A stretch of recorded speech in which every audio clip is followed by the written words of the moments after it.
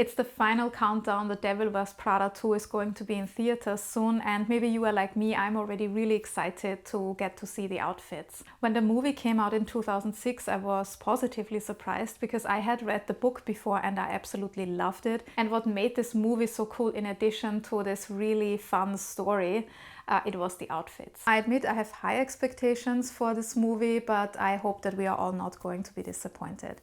I did some previous videos about Emily in Paris and I was quite honest. I thought Emily in Paris for me was too exaggerated and it just did not feel, I don't know, I just did not click with it. I clicked with The Devil Wears Prada, even though the outfits were also sometimes a bit ridiculous or not attainable, or it's nothing that we would wear every day. But somehow it was really well done, and I think the characters really brought the fashion to life. It really worked well together. With shows like Emily in Paris, or also, and just like that, the sequel to Sex and the City, whatever we want to think about the story behind it, when we look at the fashion, it is way more exaggerated. And Sex and the City compared to The Devil Wears Prada always was more exaggerated. This is also because of who was in the show, because Patricia Field, the costume designer, has an approach that she gets to know also the actors really well, and she wants to incorporate their sense of fashion or their personality. And when we look at Carrie, for example, Sarah Jessica Parker, she is a fashion girl, so that's obvious, and that also influenced that character. And I think with Sex and the City it worked, but with Emily in Paris and just like that, it just felt a bit over the top. It just, as I said, it just did not click. So I hope this is not going to be the case for The Devil Wears Prada 2. But when I did these videos about Emily in Paris, some people commented and said like, oh, you don't know how to have fun, and this is meant to be ridiculous. But I do think that movies or shows, they can be fun, they can also be fashionable, and they don't have to be ridiculous. Because look at Devil Wears Prada 1, maybe I'm biased, but I really liked it. I think the story was great, the costume design was great, and even watching it today, it's still a great movie to watch. And of course there's business behind it, there's product placement, there are collaborations with brands. We had it in the first part. Chanel, for example, had a very prominent role, so I also expect this from the second part. And it's a fashion movie, so I'm not surprised if this is gonna happen. But I just hope it's not gonna be this in your face like it was with Emily in Paris. It's also going to be interesting in terms of the costume designer, because it's not going to be Patricia Field anymore. The costume designer was Molly Rogers, but she's no stranger to Patricia Field or also Sex and the City, for example, because she worked on the sets. She also worked on the set of The Devil Wears Prada 1, and she was in charge for And Just Like That. So maybe you can tell where my thought process is coming from. I saw what she did before, and I'm not saying that her work is bad or her approach is bad, because there's also a great variety in her work. So we don't really know what we can expect from The Devil Wears Prada 2, but we already got some snippets. We got to see some of the outfits on set, and I'm going to cover these outfits in this video. I'm not going to do the press tour. If you want me to do a separate video on the press tour, I can do that as well. And of course, after the movie comes out, if you want me to, I can also discuss the actual outfits that we get to see in the movie. So just let me know what you want to see in the comments below. And just before I start, this is a non-sponsored video. I'm just sharing my personal opinion and my research here. Everything I say is alleged and for entertainment purposes only. So let's start with Andy. Anne Hathaway, we know that she's not a born fashionista. She actually wanted to become a journalist, and fashion journalism was not her big dream, but she needed a job to pay rent. So she ended up at Runway, and we can see not only from her behavior, but also her outfits, fashion and Andy, two different worlds. And then she also makes these comments where she says that stuff about fashion, which triggers Miranda's monologue about the origin of cerulean blue.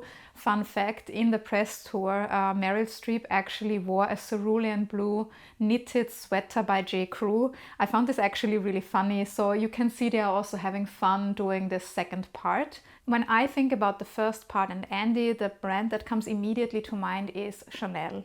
I also said this in my video about The Devil Wears Prada 1. Patricia Field saw her as a Chanel girl because it was more classic. Here it seems to be different. What we have seen so far is that Andy wears a lot of American designers, and her style, I would say, is a bit back to the Andy before Runway, but not the unfashionable, a bit sloppy Andy who we could say if we were mean, she did not really look after herself. It's a polished version with a bit of fashion, but it's definitely not somebody who works at Runway.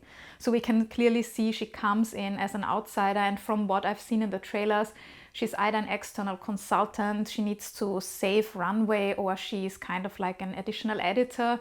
We will see, but I think the clothes should also communicate that. So this is very interesting. We see a lot of Gabriela Hearst. I read somewhere, I don't know if it was Harper's Bazaar or Vogue, I think it was Vogue, where they said the devil wears Gabriela Hearst. So maybe that's a new thing. And there are also many other American brands, especially on Andy so far, what we have seen. So for example, we see Andy wearing a waistcoat by Gabriela Hearst on top of a dress by TWP. If you don't know the brand, this is an American designer. The designer behind is Trish Westcoat Pound. And she herself describes her brand as American sportswear. She says she's very much influenced by New York, where she lives, but also her Midwestern heritage. And she focuses on relaxed clothing and says she wants to create clothes for all aspects of life. To me, they seem like great basics that you can style up and down. This is not the only time where we see TWP. She also wears this white and blue striped shirt dress that she pairs with Chanel two-tone shoes. So I have to say here, okay, I don't know the context of the scene. I like the dress itself and I like the shoes. I'm not sure if they go together. I think it might be this nod to Chanel from the first part. Of course, it's still a big brand. The two-tone shoes have become a classic. They have been a classic for decades. So maybe this is what Molly Rogers wanted to address with this outfit. And I already said so far, we got to see a lot of Gabriela Hearst. There's this one dress where I really don't know how to place it. Maybe it relates to the scene, but it's this very bright summer dress. The styling is a bit strange, like this hat, but she must be going somewhere because she has the suitcase and all of this. I actually think that the Celine sandals look really cool, but the overall styling I'm not a big fan of.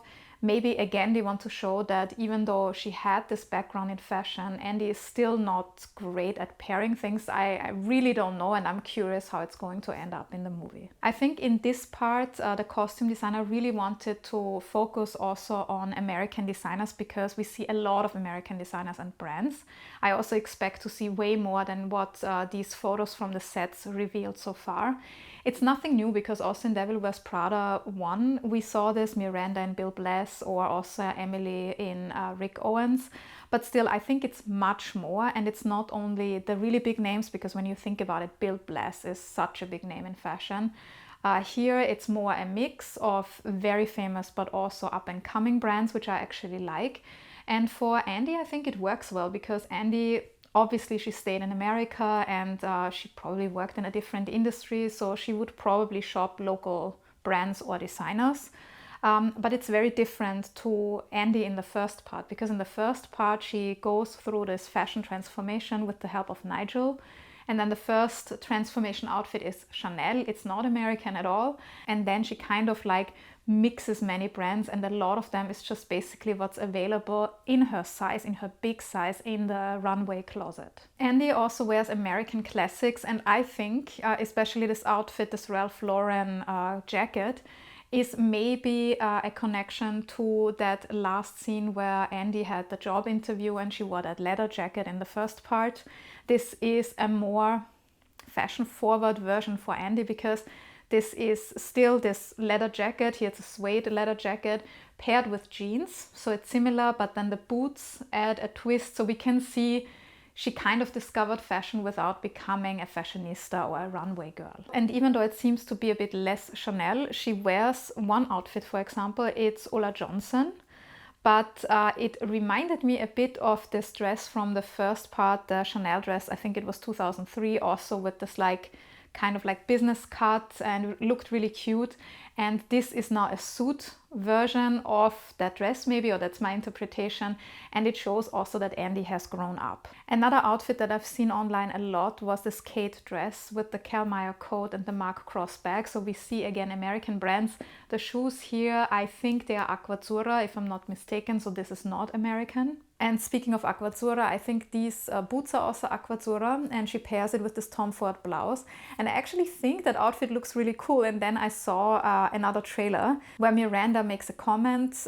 She looks at Andy's outfit, that outfit. Obviously, they have to go somewhere in the evening, and she's like, "You're not going to wear that." It is a more fashionable version. It actually looks really cool, but obviously still not good enough for Miranda. But even though we have this dominance of Gabriela Hearst and other American brands and designers, Andy also wears European brands. I think this will be for all of the scenes in Europe. For example, there's one scene, I think it might be in Italy, where Andy comes out of a restaurant, and then it's similar to this scene in Devil Wears Prada 1 when she's in Paris with Christian Thompson, and then she kind of like dances around the lamppost. This reminded me of it, and she's wearing this Rabanne dress. And this is not the only time when she wears Rabanne. There's also another top that looks kind of like Arma. I don't know what it is, if it's mesh or something else. And she wears Chanel Couture from 2020, spring 2020, which was Virginie Viard, which I found a bit surprising because that's a bit longer ago already, and it's an interesting choice. Maybe it's a statement that they said they go for the Chanel classic style, which is also said to have continued under Virginie Viard before Mathieu Blassy took over. I don't know. It's a nice dress. I'm curious what it's gonna look like in the movie. There is one really beautiful top by Armani, and I think it's no coincidence that we're also going to see a lot of Armani when they go to Milan. And this is a bodysuit, an embroidered bodysuit. It's really, really beautiful. But then I saw the price, and it's 30,000 US dollars, if I remember correctly. So I was like, yeah, I do have expensive taste, but I have to say that top looks really amazing. But then I saw some outfits where I do have to say, I don't get them. There's this one with the red coat where I think the coat itself looks kind of cool, but the way that the whole thing is styled, I don't want to use the word, but I'm gonna say it. It looks a bit clownish. I think the cap they gave her because of this reference to all the hats and caps that she wore in Devil Wears Prada 1. So yes, I can see that. It's definitely not an outfit that I find particularly interesting. And there are other outfits where Anne Hathaway just looks a bit frumpy.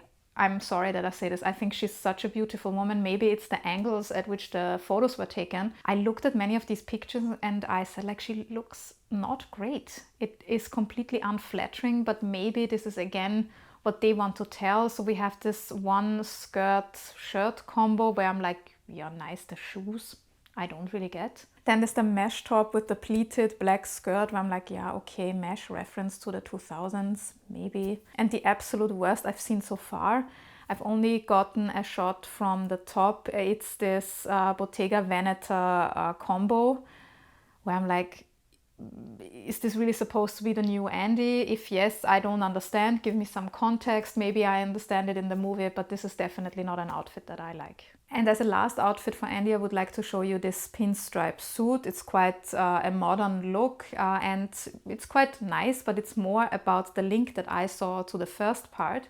Because first of all, pinstripes. Pinstripes were also seen on Miranda in Devil Wears Prada 1 several times. And I said in my other video that pinstripes on Miranda looked really great because it's how Miranda wears it with the jewelry, the accessories, her hair.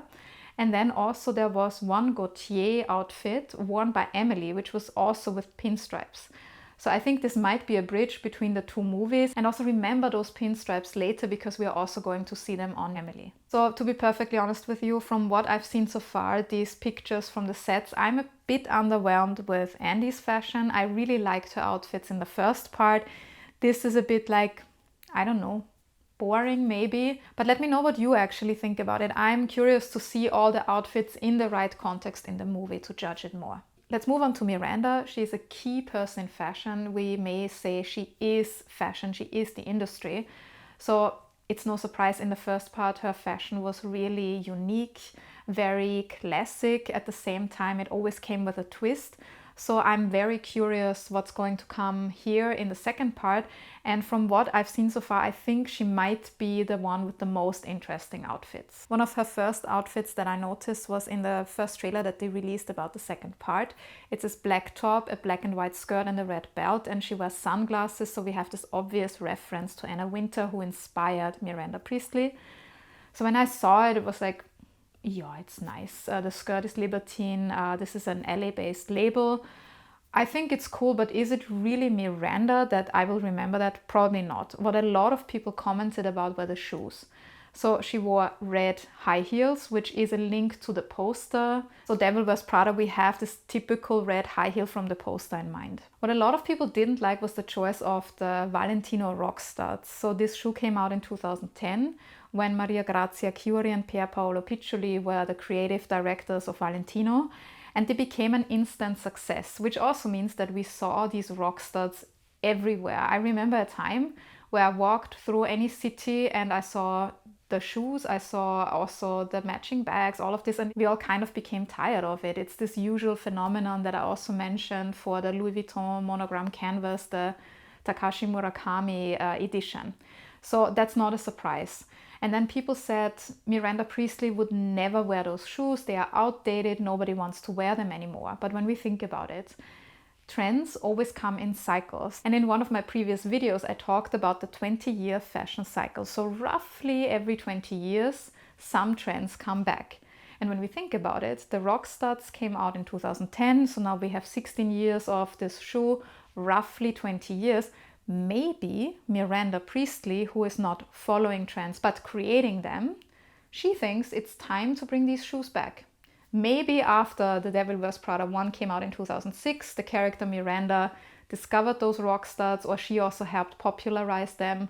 Then she also got tired of them and then she found them again in her closet and she turns them into something popular. So this may be one interpretation. I don't know what you think about it. Did you like these rock stud shoes, or do you think they just don't work with Miranda Priestly? So that skirt was Libertine, which is quite nice, but what I actually like more by the brand is one coat that I spotted. It's called the Vienna coat, so kind of also like the name, but it's the design of the coat. And what I really appreciate about the coats is something that I noticed when I rewatched the first part recently as a preparation for the video. In the first part, a key element of Miranda's wardrobe is the coats, the fur coats. She comes in every morning, drops the coat and the bag on one of the desks of the assistants, and then she moves on with her day. And I personally don't think it's necessary to use real fur, so I appreciate that we see obviously less or maybe no real fur in this second part of the movie.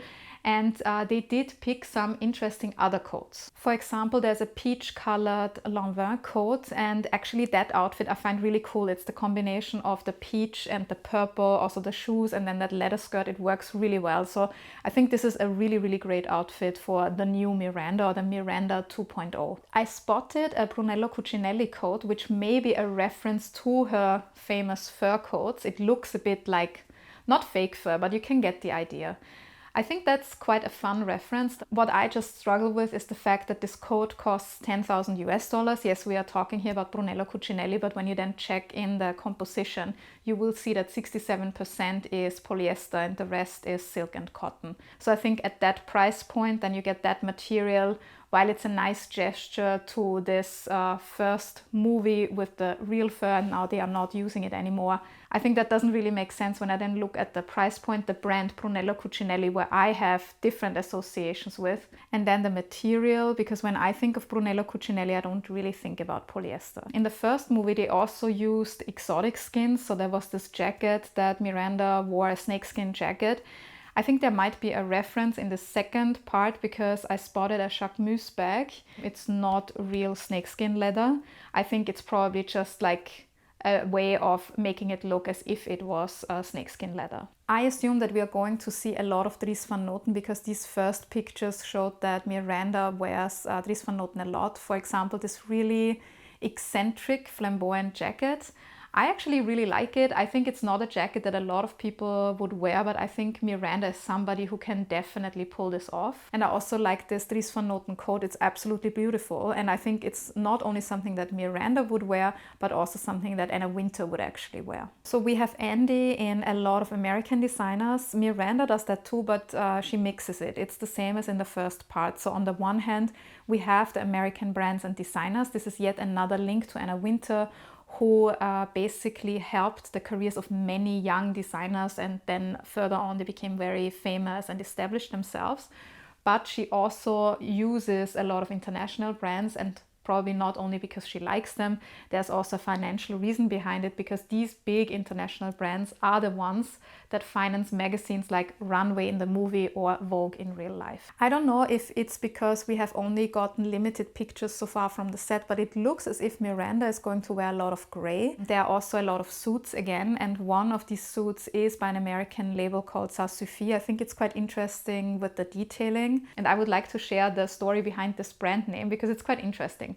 So when you see it, I actually thought, oh, is this like an Asian brand? Or I could not really place it. And then I saw on the website that you call it Ça Suffit, because it's kind of like a word play on French where Ça Suffit means it's enough. But it's also made of the designers' names, because Sara Ferrero is one founder. So we have the Sa, the Su is Susanna Corco, and then Ça Suffit put together makes this French saying. And Miranda seems to love Ça Suffit because we see another coat in this camel color.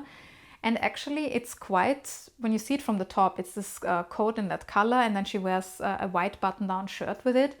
But then she pairs it with purple pants and red shoes. I think in total this mix also with her hair looks really great. The shoes are Jacquemus. I'm not surprised that we see him a lot. He's still an influencer favorite. He is a favorite of fashion critics, fashion journalists, and fashion magazines overall. So it's not surprising that we see Jacquemus also in this movie. Another stunner, and again Dries Van Noten, is this coat. And then when you look at the overall outfit, it looks very clean, very sleek, but this is the magic of Miranda, because underneath this jumpsuit is actually vintage Yves Saint Laurent Rive Gauche from 1990. And then she pairs it with this very interesting bag. It's a clutch bag from Della Luna Venezia, and it's actually their Louvre Abu Dhabi model. And when you look on their website, I think the bags are really interesting, and especially that model, this Louvre Abu Dhabi model, is really interesting from the structure. I really like the design, especially in the gray tones and also these like beige tones. And I was also not surprised to see Miranda in Schiaparelli. First of all, because that blazer is just really cool. It's very edgy, it's very Miranda, it's very fashion forward, but at the same time, Schiaparelli now is on this marketing PR campaign. I've seen Schiaparelli in other TV shows and other movies, for example, in Imperfect Women. I saw Schiaparelli on 2 of the main characters, and I think it's not the last time that we saw Schiaparelli in a major movie production or in a TV show. And it's also interesting because at the moment Schiaparelli is kind of like Miranda. It's very international. It bridges Europe and America. Because Schiaparelli is a European brand, if you want to learn more about Schiaparelli, you can watch my other video where I explained that she was Italian, but she built her brand in Paris. And now the creative director is Daniel Roseberry, who is American. So maybe they are also trying to bridge Europe and America with this. And the movie also pays tribute to the King of Milan, Giorgio Armani. Miranda is in the Galleria Vittorio Emanuele, and she wears Armani Privé, so the couture line of the house. It's a beautiful outfit. What I find kind of unrealistic is that she's completely on her own. Especially, I assume this is during Fashion Week. Of course, it's a movie, it's unrealistic, but every time I go to Milan, no matter at which daytime, it's always packed. So I had to smile when I saw this, that she's completely on her own, but maybe it's part of the story. Maybe they somehow closed it off because there's a fashion shoot or whatever. I spotted Armani again on Miranda. It's this glamorous blazer that's Emporio Armani, so the lower tier ready-to-wear line of the house.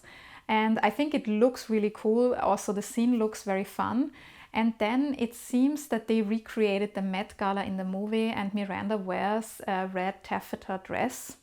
It looks really beautiful, but unfortunately, by the time I finished this video, I could not really determine where this dress is from. If I find the designer or the brand, I will then mention it on my website, on thepinklookbook.com, where I published the article. I did find the ring that she's wearing. It's from Faraone Menella, which is an Italian label. Very beautiful. I also think check that website out because the jewelry is really amazing there too. And speaking about this ring, sometimes these details are hard to find, but there's a great Instagram account that I would like to recommend. I will also link it in the notes below. It's called Devil Wears Prada Fashion, and they actually do a really good breakdown of the outfits. So whenever they find something out, they post it, then they do another post if they found another piece of that outfit. So if you're interested in buying these brands or knowing who wore what in this movie, that's definitely an account that I would recommend. Let's move on to Emily. When I think of the Emily from the first part, I think of edgy, maybe grunge. It's definitely the typical stereotype Vivienne Westwood. Maybe that's also the link to the British heritage. So this is definitely something that I associate with Emily. I also explained in my other video that Patricia Fields said that she wanted to show that this girl Emily, she's very strong, she can deal with stress, she's maybe scared, she is scared of Miranda, but she can somehow handle it. And she wanted to translate this into the fashion. When I look at the pictures of Emily for the second part, I don't see it that much anymore. It's still there a bit, but I'm a bit confused, and maybe you can help me with this, or you are confused too. For example, here we have a bohemian version of Emily. So this was one of the first outfits that I found out. It's an Ulla Johnson skirt. I think it's quite nice. Is it really Emily? I don't know, but maybe also Emily has evolved. So she wears the American designers, but then she also connects to the European brands. For example, she wears Dior, the bar suit. I think I've done enough videos where I share my view of the contemporary interpretation of the bar suit. And then also this other jacket on top. It's okay. I'm not a big fan of it. Emily wears pinstripes again, and I think this is again a bridge to the first part where we had this Jean-Paul Gaultier pinstripe tunic that Emily wore. And here I see this contemporary reference maybe of that outfit. It's okay. I'm not sure what I think about this button-down shirt and then the corset on top. I think this could be a reference of the 2000s where this was very popular. Even I wore it, this button-down shirt, and then also the corset on top. We will see another interpretation on another cast member. So yeah, it's okay. I'm not a big fan of it. There is another Gaultier reference though, which kind of looks cute on her. It's from the collaboration of Jean-Paul Gaultier and Levi's from 2010. She pairs it with a Dior scarf. So this is okay, it's cute, and I think in the right context, it's quite a good outfit for Emily. And then I saw this outfit and I was like, what is going on? Emily, yes, she was more edgy. She was probably more the person who wore things that not everybody would wear. When we think about this Rick Owens outfit that she wore when she calls Emily back, yeah, that's very edgy. But this, I really don't know what this is supposed to tell us. So we have this bomber jacket, and underneath she wears a hoodie, a corset, also the pants. It just looks, I don't know. She woke up and then she thought, I need to wear as many pieces as possible, and this is how she left the house. But I do have to mention one thing here. When you take the outfit apart, there are some details that are quite interesting. For example, the corset is John Galliano for Dior from 2003. So we have Dior again, we also have Galliano, and there's another Galliano. You might have spotted it. It's the newspaper print on this hoodie. I think the reference to this iconic 2000s print by Galliano is really, really cool. Does the outfit work? In my opinion, it doesn't. So I'm a bit skeptical when it comes to Emily in this part. I think the top by Rick Owens that I've seen so far looks really cute, also with the skirt. Also, I like the reference because she wore Rick Owens in the last part. So I think this is a nice element. So yeah, let's see what she's going to wear in the actual movie. And then let's move on to some other cast members that I'm actually quite excited to see. First of all, Nigel, the unsung hero of the movie. He's actually my favorite character. I really like the styling in the first part, and from what I saw from the second part, it's not much, but it looks like he's going to offer us again some really cool three-piece suits. I also saw one jacket that might be interesting, but I did not really get a good picture of it. So this is definitely a character that I'm watching out for. And the other character that I really look forward to is the one played by Simone Ashley. I saw her in this Monse printed dress. The dress itself I really like because it gives me the 2000s feeling. It also reminds me of a print from back then that Prada used on their bags, on their nylon bags. So it's really cool. I'm not sure about the styling. This is what I said before. It's also a button-down shirt underneath something. I also do see that Molly Rogers seems to like to use white button-down shirts. I'm also not a big fan of the stockings, to be honest. It looks cute on Simone Ashley, but I think this dress you could also style in a different way. And for this Met Gala scene, she wears archival Jean-Paul Gaultier. So I think her character will definitely be one that I will watch closely because it could be very promising when it comes to the outfits. So yeah, I'm quite excited to see that second part, even though I know that they set the bar really high with the first movie. I'm not sure if they can beat the fashion from the first movie, but it's still something exciting. I don't know yet what to think of the outfits that I've seen so far. As I said before, Andy, I'm a bit underwhelmed, and Emily, I don't understand so far at all.